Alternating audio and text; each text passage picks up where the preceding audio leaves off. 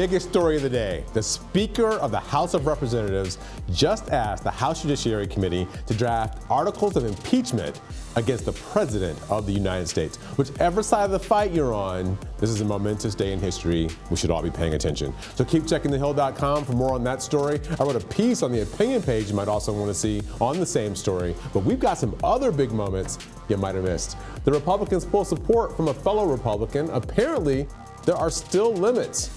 President Trump isn't just trying to build a wall on the southern border. It might be a swampy wall.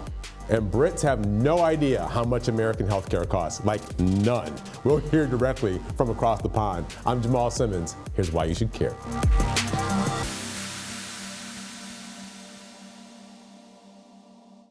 $10,000 for a baby. Is there a price for that? Yes. Jeez, $100, $200? $2.5 grand. Ambulance call out. How much do you think that costs? Zero payment. Zero payment? Yeah, zero payment. No. It costs $2,500. For real? Yeah. Oh, okay, cool. you look. An inhaler. $100. Yeah, you're pretty close. It's a bit more. $120 $250 to $350. for an inhaler.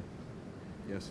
Man, so if you're poor, you're dead. So apparently us Americans aren't the only ones left jaw-dropped at what the cost of healthcare is in our country, as the UK news website Joe found out when it took to the streets of Britain to survey people. The Brits were shocked to learn we pay hundreds for something like an inhaler and thousands out of pocket just to have a baby.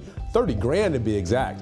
I would know. My wife and I just had a baby. Unlike the United States, Britain has a universal health care program called the National Health System. It is taxpayer funded. Progressive Congresswoman Alexandria Ocasio-Cortez, who's a full-fledged proponent of universal health care, urged Brits to, quote, cherish and protect their health system. She also said, once big pharma and special interests get their hands on it, it could take generations to regain. Bernie Sanders, who recently gained AOC support, also used the video to push his Medicare for All proposal. Now, why you should care? Americans are no less shocked than the Brits over the cost it takes to maintain one's health. But unfortunately for us, no one has been able to implement a better solution. Healthcare is a central issue for Americans, and it's certainly going to be on voters' minds come November 2020. What do you think? Do Americans pay too much for healthcare? Did Barack Obama get it right? Maybe there's more we can do. Let us know in the comments. What do you think of the NHS? Literally the gift that keeps on giving.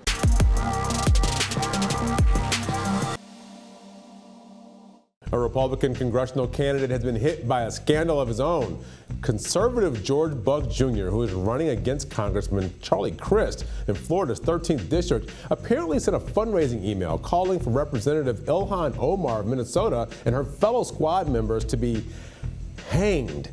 CNN first obtained the email dated November 26th and reported on it. In the email, Buck accuses the women of being, quote, anti-American, and he writes, we should hang these traitors where they stand. I have no tolerance for those who are abusing our system to destroy our country, unquote.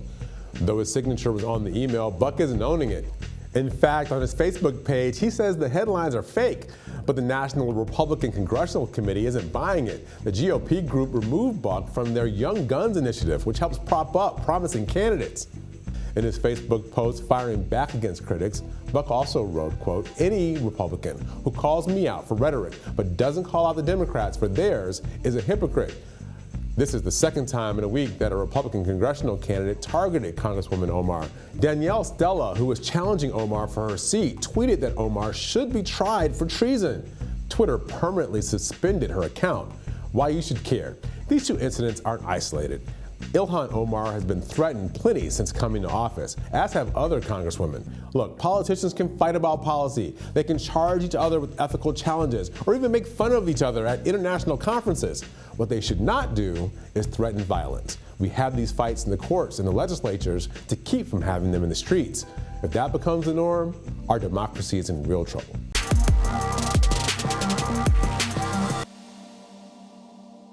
Has the border wall turned into a swamp wall? President Trump reportedly urged military officials to hire a North Dakota-based company, Fisher Sand and Gravel, to help construct his border wall between the U.S. and Mexico. This week, the company was awarded a $400 million contract to do just that. But the chairman of the House Committee on Homeland Security smells something fishy going on with Fisher Sand. This Washington Post reported yesterday that Chairman Benny Thompson called for an investigation into the $400 million contract. A letter to the Defense Department Office of Inspector General reads, "These actions raise concerns about the possibility of inappropriate influence on U.S. Army Corps of Engineers contracting decisions." The Defense Department has said the Army Corps picked Fisher to build the border wall due to their low price tag and met the technical specifications of the Army Corps' request. But reports say there was more to it, and perhaps Fisher snuggled up to the GOP to get this gig. CEO Tommy Fisher has made repeated appearances on Fox News, touting his ability to get the job done and on the cheap. In addition to that, Fisher, who is also a GOP donor, enlisted North Dakota Senator Kevin Cramer to personally lobby the president. Now here's why you should care.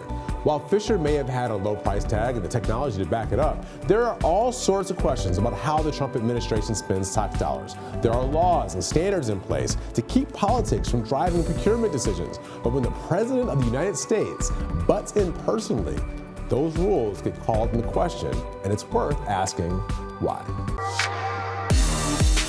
Thanks for watching Hill TV on YouTube. Be sure to click subscribe and hit the bell so you know when we post new videos. And head to thehill.com for all the latest political news.